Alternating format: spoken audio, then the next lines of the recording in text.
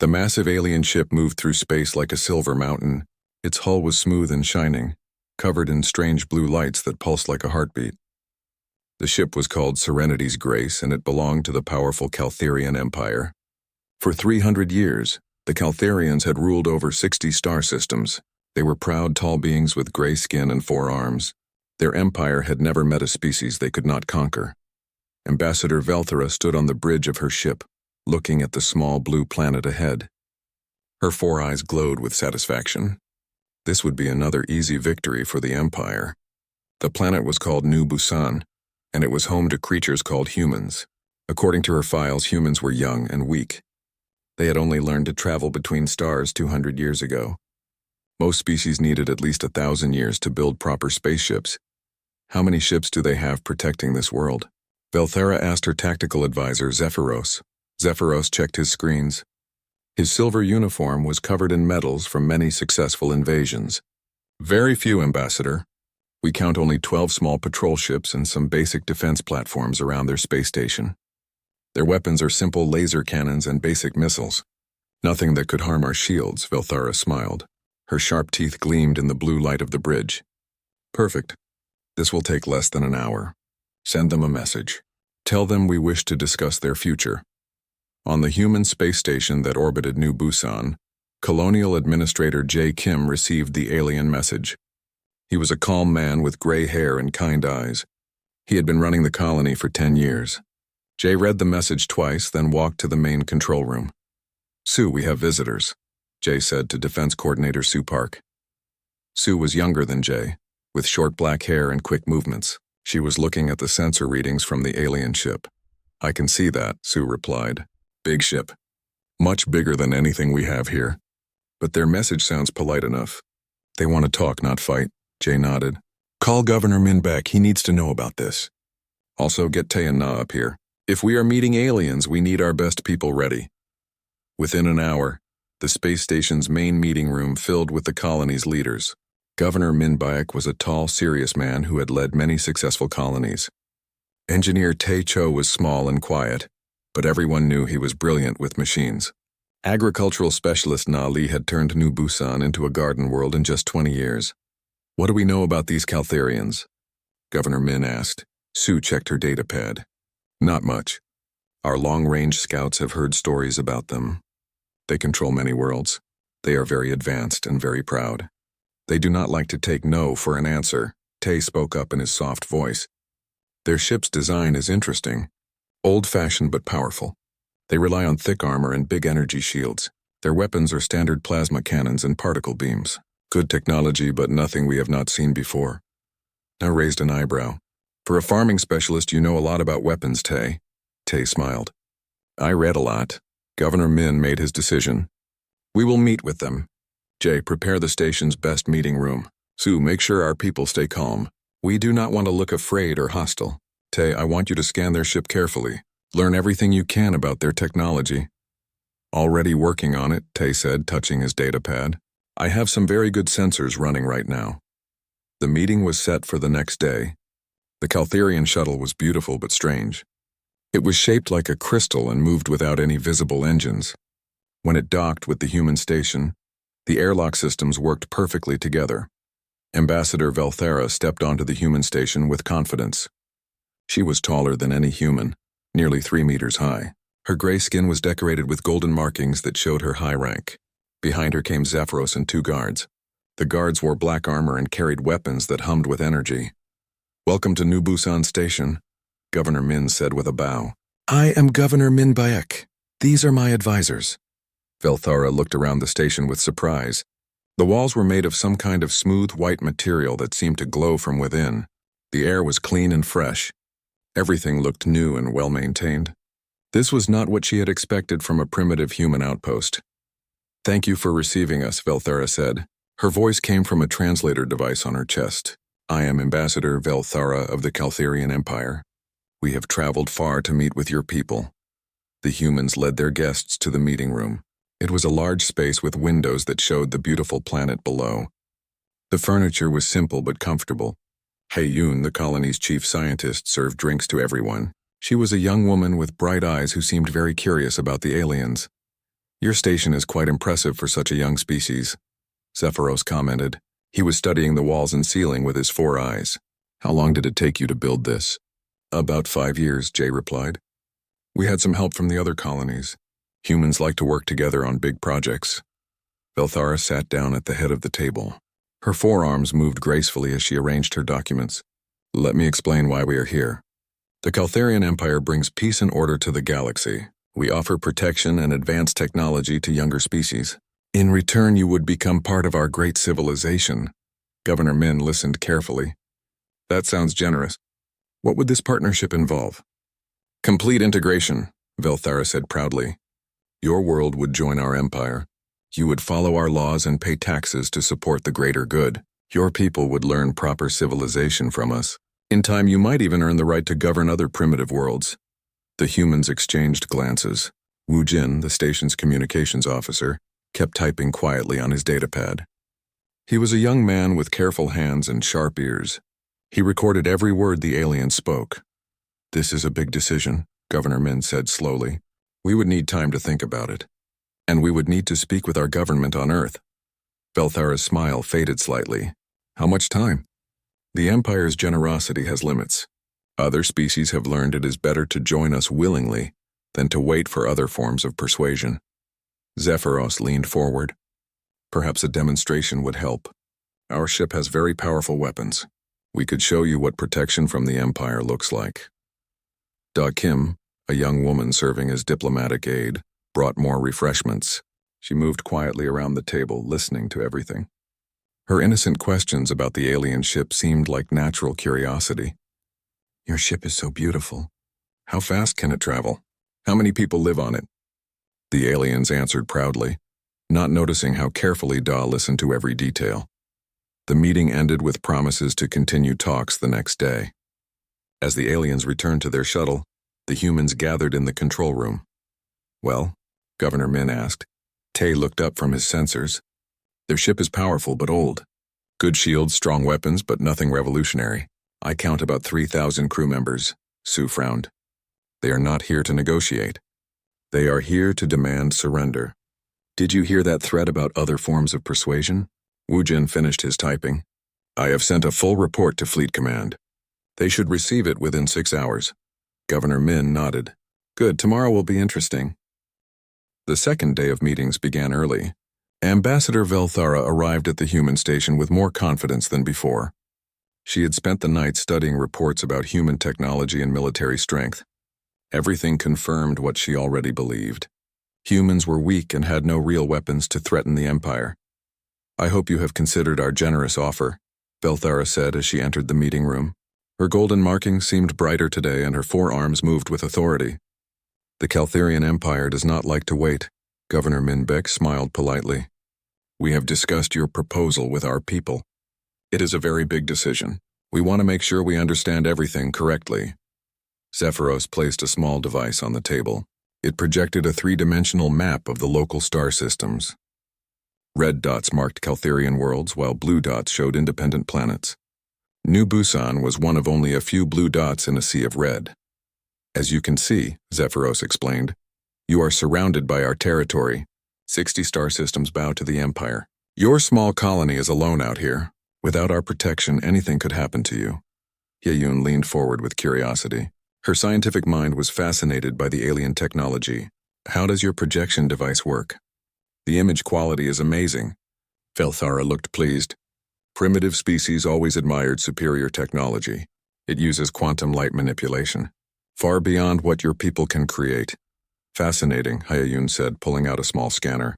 May I take some readings? For scientific research only, of course. The ambassador waved one of her hands dismissively. Of course. Study it all you want.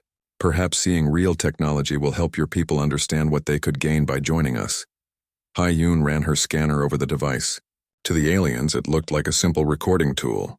They had no idea that the innocent-looking scanner was actually a military-grade analysis system that could break down any technology down to the atomic level.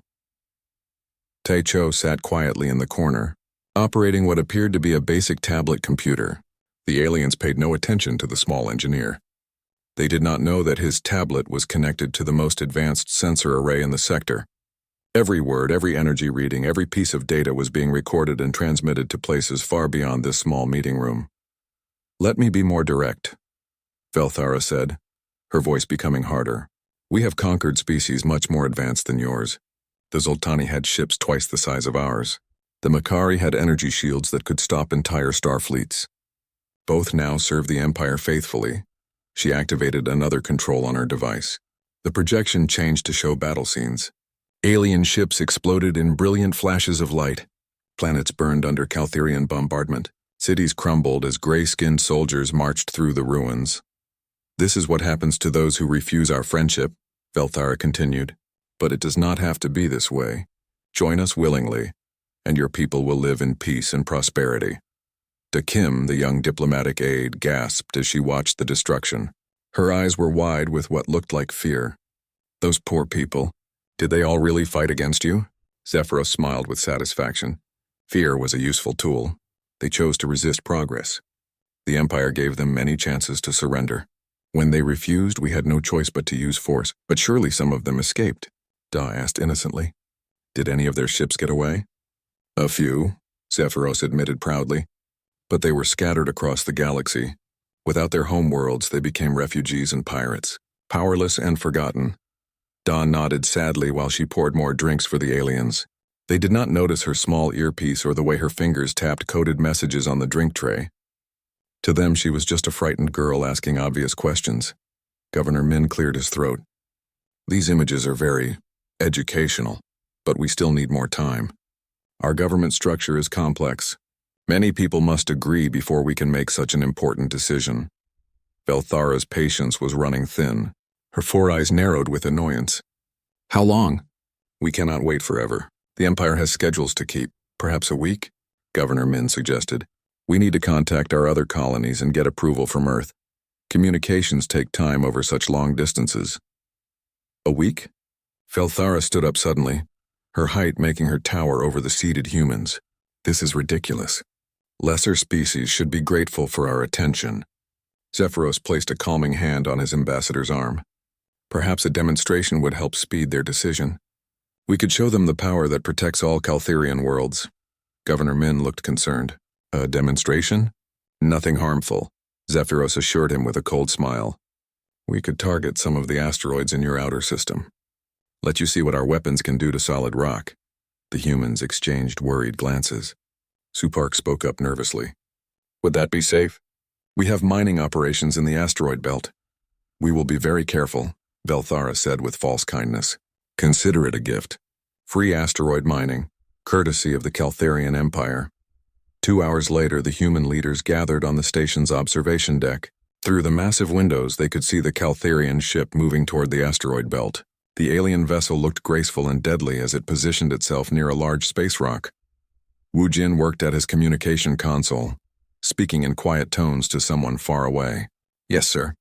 They are about to demonstrate their main weapons. All sensors are recording. We should have complete tactical data within the hour." Nali stood beside him with what looked like a standard digital camera. She was taking pictures of the alien ship like any curious tourist. The aliens would never suspect that her camera could analyze their hull composition and weapon systems from millions of kilometers away. "Here it comes," Tay said softly. The Caltherian ship fired its main cannon. A beam of pure energy lanced out across space and struck the asteroid. The massive rock, larger than most human cities, simply vanished. Where solid stone had existed seconds before, only glowing particles remained. "Impressive," Governor Min said, and his voice carried just the right amount of awe and fear. Ambassador Velthara's voice came over the communication system. "That asteroid was solid iron and nickel, 3 kilometers across. Our weapons reduced it to dust in 2.4 seconds. This is the power that could protect your world, or destroy it." The humans on the observation deck looked suitably impressed. They pointed at the glowing cloud of particles and whispered to each other in worried tones. Some of them took more pictures, others checked instruments that beeped and flashed with data. "Please thank the ambassador for the demonstration," Governor Min told the communication system. "It was very educational." "I hope it helps with your decision," Velthara replied. "We will return tomorrow for your answer. I trust you will choose wisely." As the Caltherian ship moved back to its original position, The humans remained on the observation deck for several more minutes. They continued to act like people who had just seen something terrifying and amazing, but their private conversation told a different story. "Did you get everything?" Governor Min asked quietly. Tay nodded, his fingers dancing across his tablet. "Complete energy readings, weapon cycle time, power consumption patterns, and hull stress analysis. Their main cannon is powerful but has significant limitations." Nali checked her camera. "I have detailed images of their weapon ports and shield generators. The design is actually quite old-fashioned." Haya-Yun smiled as she looked at her scanner data. "Their quantum projector uses technology we developed 15 years ago. We just never bothered to build such flashy displays." Wu Jin finished his quiet conversation and turned to the group. "Fleet Command confirms receipt of all data. They are very interested in our new friends." Su Park watched the alien ship through the windows. "They think they have frightened us. Good. Let them keep thinking that." Governor Min nodded. "Tomorrow will be very interesting indeed." As the human leaders left the observation deck, none of them looked worried anymore. They had learned exactly what they needed to know about their unwelcome visitors. The third day began like the previous ones. Ambassador Velthara prepared for what she expected would be the final meeting. The humans would surrender, as all species eventually did. Her ship's crew was already preparing documents for the formal annexation of New Busan. "Today we finish this," Velthara told Zephyros as they prepared to leave for the human station. "I grow tired of their delays. If they refuse our offer, we will take the colony by force." Zephyros checked his weapons one final time. "Our battle computers have analyzed their defenses. We can disable their platforms in under 10 minutes. Their patrol ships would last perhaps 30 seconds against our main guns." "Good," Velthara said with satisfaction. "Sometimes the younger species need to learn respect the hard way." On the human station, the morning routine seemed normal. Governor Min Beck reviewed reports over breakfast. Su Park ran training exercises with the station security team. Taicho worked on maintenance in the engineering section. Everything appeared quiet and peaceful. But Wu Jin sat at his communication console with a small smile on his face. Deep space sensors had detected something interesting approaching the system. "Something big." "Governor," Wu called softly. "You might want to see this." Governor Min walked over to the communication station. On the screen was a sensor reading that made him raise his eyebrows. "How long until arrival?" 6 hours, Wu replied. "Should I inform our guest?" "Not yet," Governor Min said thoughtfully. "Let them continue with their meeting plans. We do not want to seem rude." The morning meeting began exactly as planned. Ambassador Velthara entered the station's main conference room with her usual confidence. She carried a leather folder filled with surrender documents. Behind her, Zephyros and the 2 guards took their positions near the door. "I trust you have reached a decision," Velthara announced without sitting down. "The Empire's patience has limits." Governor Min gestured to the chairs around the table. "Please sit. We have much to discuss." "There is nothing to discuss," Velthara said coldly. "You will join the Empire today or face the consequences. Choose now." The tension in the room was thick. The human representatives looked nervous. Da Kim fidgeted with her datapad. Hee-Yun stared at her hands. Even Tai Cho seemed worried as he glanced at his instruments. "We appreciate your generous offer," Governor Min said carefully, "but we must respectfully decline. New Busan wishes to remain independent." Velthara's 4 eyes blazed with anger. "Foolish creatures. You have seen what our weapons can do. Do you think your tiny ships can protect you?" "Perhaps not," Governor Min admitted. "But we believe in freedom. We cannot simply surrender our world without a fight." Zephyros stepped forward, his hand moving to his weapon. "Then you have chosen death. Our ship can reduce the station to scrap metal in minutes." "I would not recommend that," came a new voice from the doorway. Everyone turned to see Ri Jiang, a communications officer they had not met before. She was a young woman with calm eyes and a quiet smile. In her hands she carried a simple tablet computer. "Who are you?" Velthara demanded. "Ri Jiang Communications," she replied politely. "I have a message for you from an approaching vessel." Velthara laughed harshly. "Another human transport? More colonists coming to die with their friends?" Ri Jiang touched her tablet. "Actually, it is Captain Ho Lim of the battleship Seoul's Thunder. He sends his greetings and requests permission to join our discussion." The aliens looked at each other with confusion. "Battleship?" Zephyros said with amusement. You mean your largest patrol vessel? How charming. Perhaps you should look at your sensors, Rijang suggested gently. Zephyros activated his portable scanner. For a moment, his face showed nothing but confusion. Then his 4 eyes went wide with shock. The scanner fell from his trembling hands and clattered on the floor. Impossible, he whispered. What is it? Velthara demanded, grabbing the scanner. The display showed a contact approaching from deep space. But the numbers made no sense. Length 2,847 meters, mass 47 million tons. Energy output, readings that pushed the scanner's limits. Whatever was coming toward them was larger than most space stations. Your equipment must be broken, Velthara said, but her voice lacked confidence. I assure you, our sensors work perfectly, Governor Min said calmly. Captain Lim should arrive in about 30 minutes. Perhaps we should wait for him before continuing our discussion. Velthara grabbed her communicator and called her ship. Bridge, report any contacts in the system immediately. The reply came quickly, filled with panic. Ambassador, long-range sensors detect a massive vessel approaching. It is enormous. Bigger than our entire fleet. Identify it, Velthara screamed. Unknown design. Energy signatures unlike anything in our database. Ambassador, whatever this thing is, it could destroy us without effort. The Caltherian delegation stood frozen in the meeting room. Their confident smiles had vanished. Zephyros kept checking his scanner, hoping the readings would change. They did not. There must be some mistake, Velthara said weakly. Humans do not build ships like this. Haya Yun looked up from her instruments with innocent curiosity. Like what? How big are your largest ships? 800 meters, Zephyros replied automatically. Our dreadnoughts are the most powerful vessels in known space. Oh, Haya Yun said with a small smile. Captain Lim's ship is much bigger than that. 20 minutes later, every screen on the station showed the same image. Deep space cameras had locked onto the approaching vessel, and everyone could see it clearly. The Soul's Thunder looked like no ship the Caltherians had ever imagined. Its hull was dark gray, almost black, and covered in geometric patterns that seemed to shift and move in the light. Weapon ports lined its surface like the scales of some great beast. Energy fields danced around its engines, bending space itself. Strange towers and antenna arrays rose from its back like the spines of a sleeping dragon. That is not possible, Velthara whispered. No species builds ships that large. Humans do. Governor Min said simply. The Soul's Thunder dropped out of hyperspace with a flash of twisted light that made every sensor on the Caltherian ship scream warnings.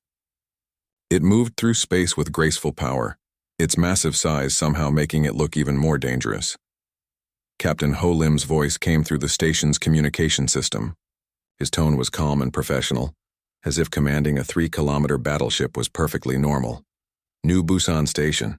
This is Captain Ho Lim requesting permission to dock. I understand we have guests from the Caltherian Empire. I would be honored to meet them. Governor Min activated the reply system.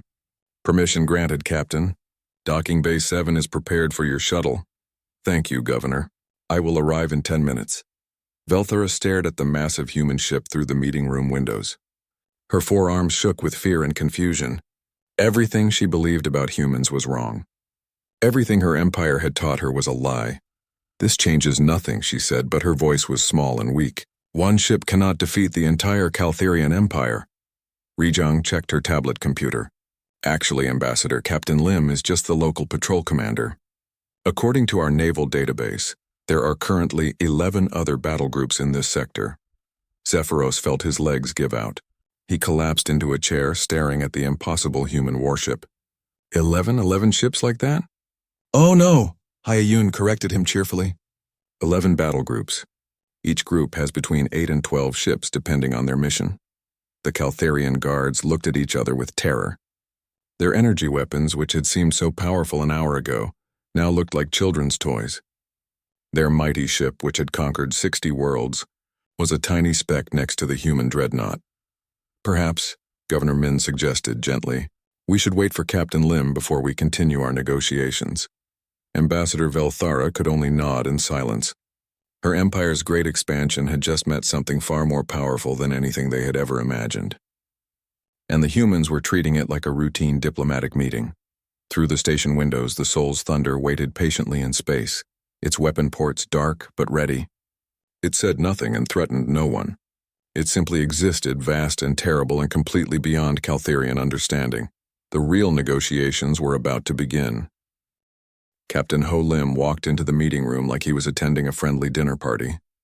He was a tall man with silver hair and kind eyes, wearing a simple blue uniform with minimal decorations. Behind him came two officers who looked equally relaxed and professional. "Ambassador Velthara," Captain Lim said with a polite bow. "Welcome to our sector. I apologize for arriving unannounced, but we received reports of diplomatic activity and wanted to ensure everyone's safety." Velthara stared at the human captain with complete confusion. This ordinary-looking man commanded a ship that could destroy her entire fleet. Yet he spoke like they were discussing the weather. Your ship," she stammered. "How is it possible?" Captain Lim looked genuinely puzzled. "I'm sorry, I don't understand the question. The Soul's Thunder is a standard Defender-class battleship. Nothing unusual about her. Standard?" Zephyros croaked from his chair. "That ship is larger than our biggest space stations." "Really?" Captain Lim turned to one of his officers. "Kai, how does our ship compare to theirs?" Science Officer Kai Park checked her tablet. She was a young woman with bright eyes who seemed excited to discuss technical details.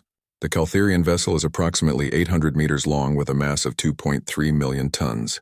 Standard plasma weapons and basic energy shields. Design appears to be about 150 years old by our standards. "Interesting," Captain Lim mused. "And how many ships like that does the Empire have?" "According to our intelligence files, approximately 400 dreadnoughts," Kai replied, "plus several thousand smaller vessels." Ambassador Velthara felt a spark of her old confidence. "Yes, 400 ships like mine, and thousands more. Your single vessel cannot stand against such a fleet." Captain Lim nodded thoughtfully. "That would indeed be challenging for one ship. What is our current force deployment in this region?" Tactical Officer Yu Song was a serious-looking man who spoke in calm, measured tones. "Battle Group 7 is conducting patrol operations in sectors 12 through 18. Admiral Sanchoi's Third Fleet is running training exercises near the Procyon system. The Home Defense Force has 12 battle groups within 3 days' travel of this location." "Training exercises?" Velthara asked weakly. "Stellar manipulation drills," Yu explained casually. "Learning to move stars for defensive purposes.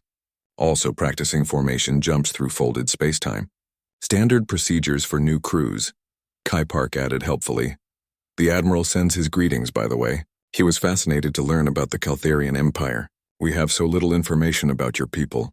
Zephyros found his voice again. "Stellar manipulation? You can move stars?"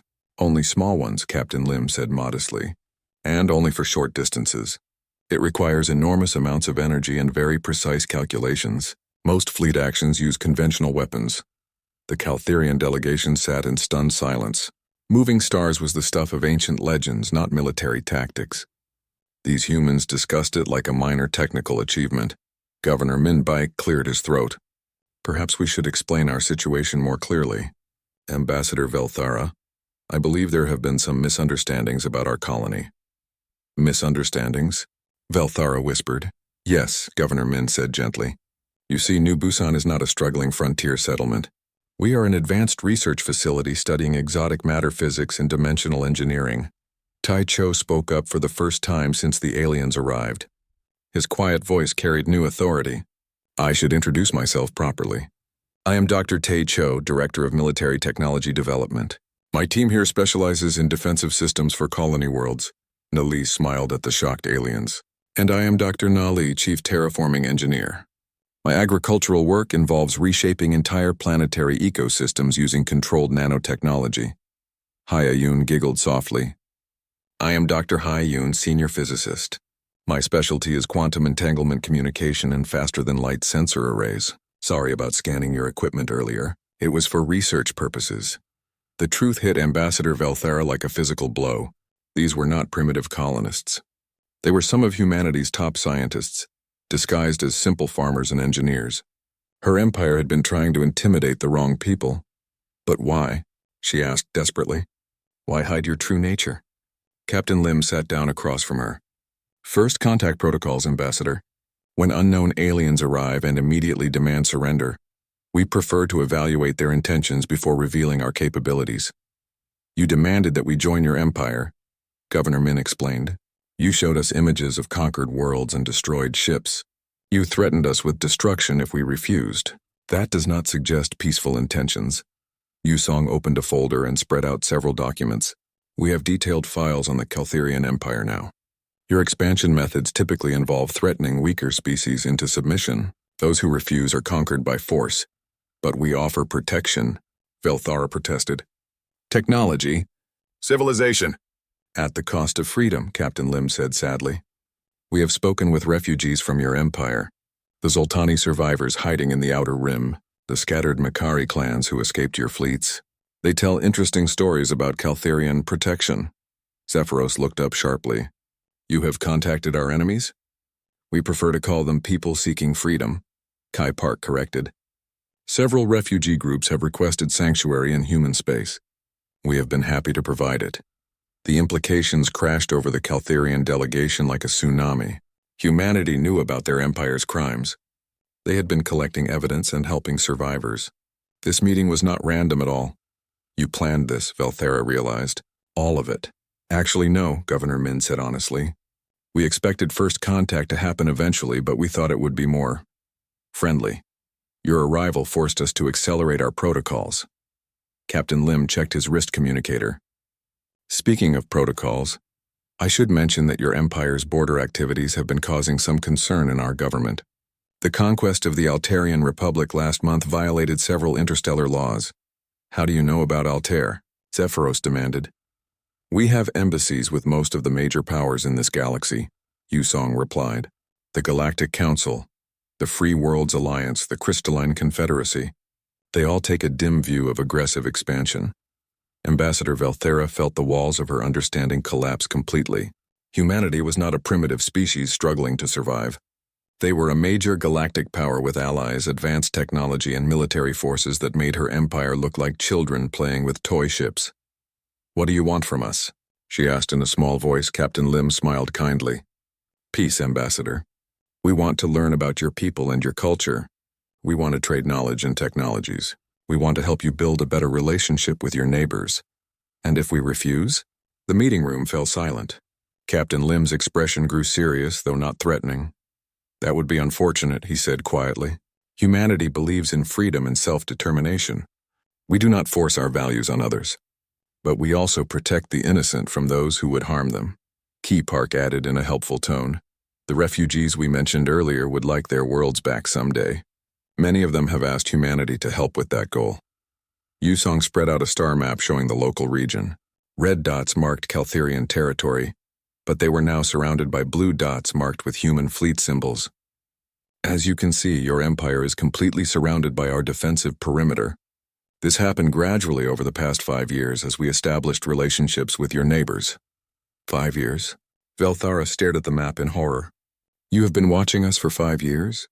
Longer than that, Governor Min admitted. But we hoped you would change your policies voluntarily.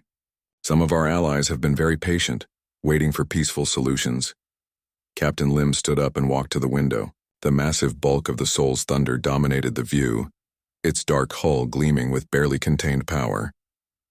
We do not want war, Ambassador, he said without turning around. But we will not allow conquest and slavery to continue. Your empire stands at a crossroads. You can choose to join the galactic community as equals, or you can continue down the path of aggression. And if we choose aggression, Zephyros asked, though he already knew the answer.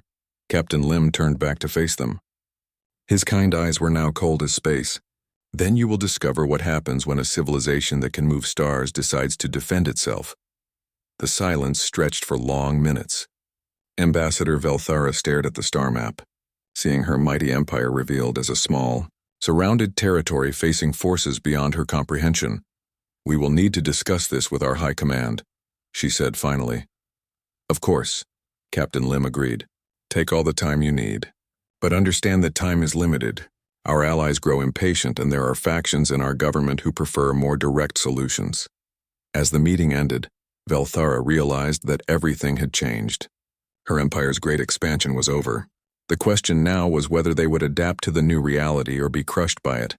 The humans had spoken softly, but their stick was bigger than anything the Caltherians had ever imagined.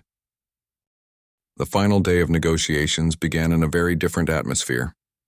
Ambassador Velthera arrived at the human station without her usual confidence. Her forearms moved nervously as she carried new documents, and her golden markings seemed dimmer than before. Behind her, Zephyros walked like a man who had seen his entire worldview destroyed. "Good morning, Ambassador," Governor Minbike said warmly. "I trust you slept well?" Velthera had not slept at all.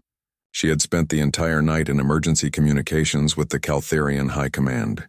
The conversations had not gone well. Her superiors refused to believe her reports about human capabilities until she transmitted the sensor readings from the Soul's Thunder. Even then, many dismissed the data as impossible.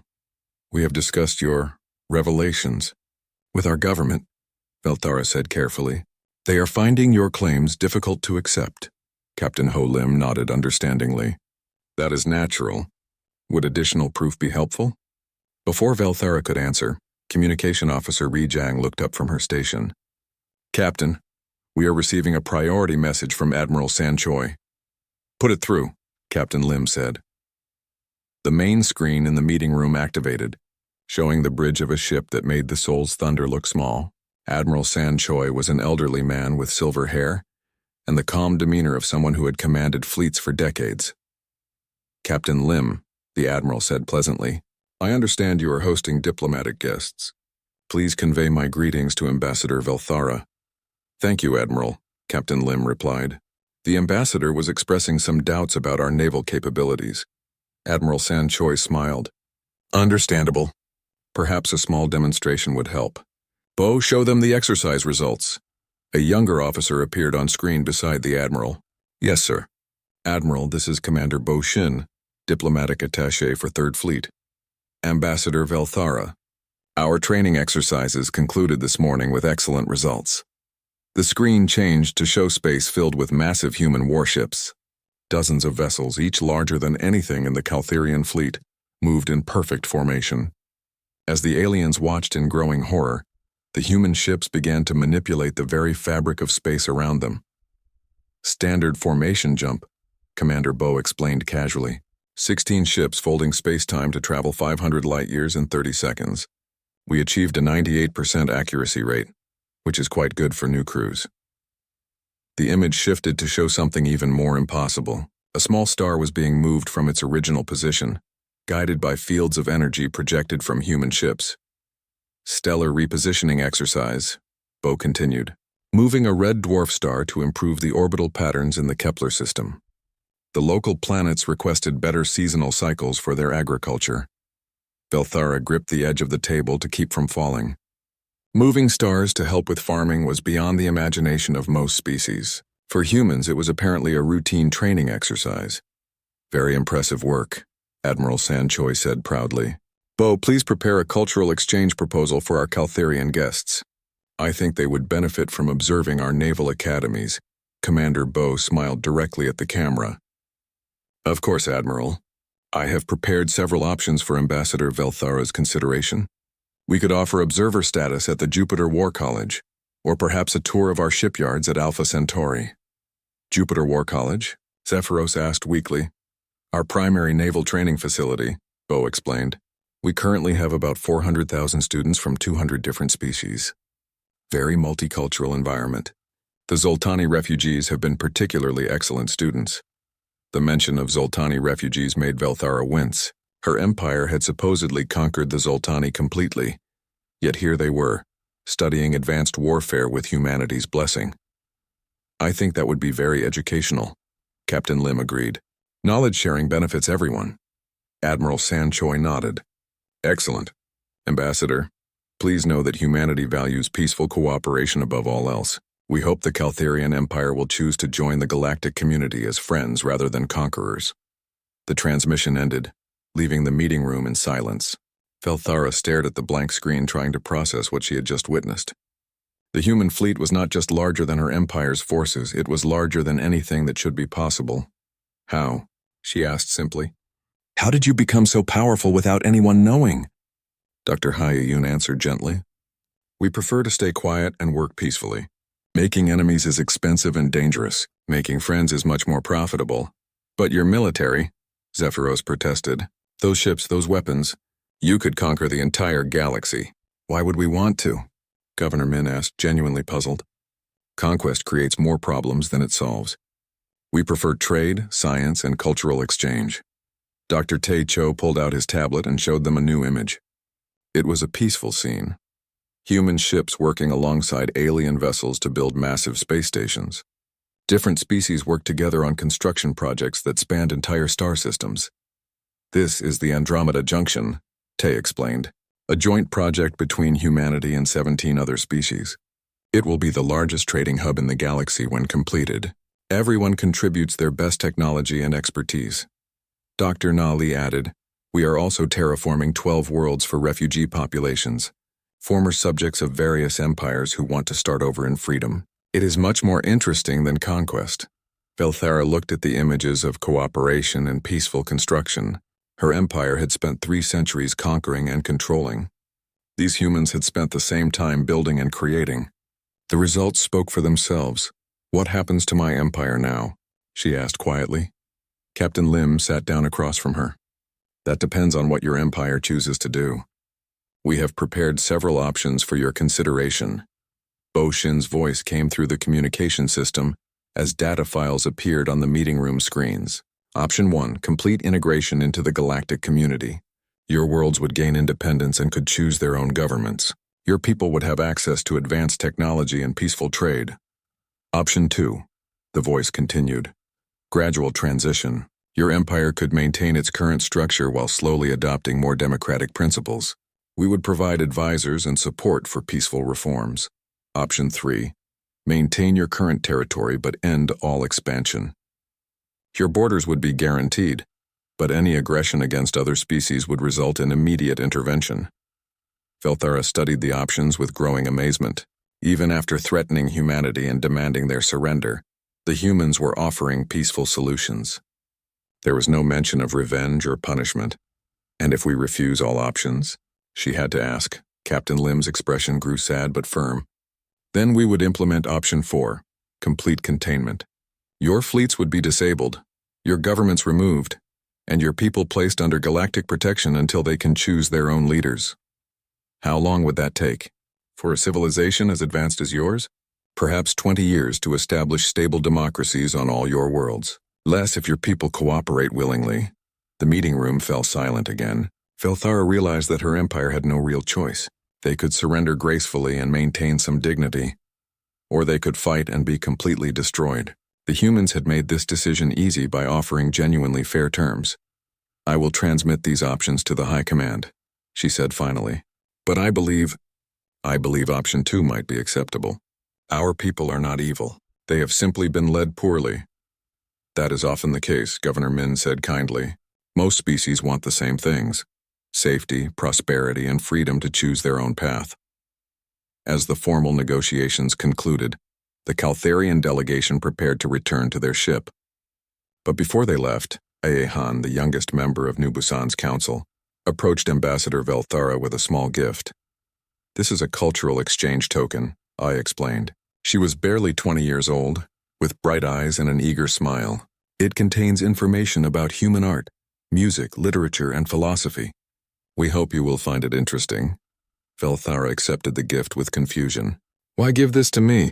Because understanding each other's cultures is the first step toward friendship, A replied simply. We want to be friends with the Caltharian people. As the aliens boarded their shuttle, Dalyun, the station's security chief, ran final diagnostics on defensive systems that could have vaporized the Caltharian ship at any point during the negotiations. The humans had chosen not to use their overwhelming advantage, preferring to find peaceful solutions. The Soul's Thunder remained on station as the Caltharian ship prepared to leave. Its massive presence served as a reminder of human power, but also of human restraint. Captain Lim had spoken softly throughout the negotiations, knowing that his ship was the biggest stick anyone had ever built. As the Caltharian vessel entered hyperspace, it carried a priority message to the Empire's capital. The message was simple but earth-shaking. Classification update: humans are not prey. Humans are apex predators who learn to build starships. Recommend immediate acceptance of diplomatic terms. On New Busan Station, life returned to normal. Dr. Tae Cho resumed his research into defensive technologies. Dr. Na Li continued her work on terraforming techniques. The colonists,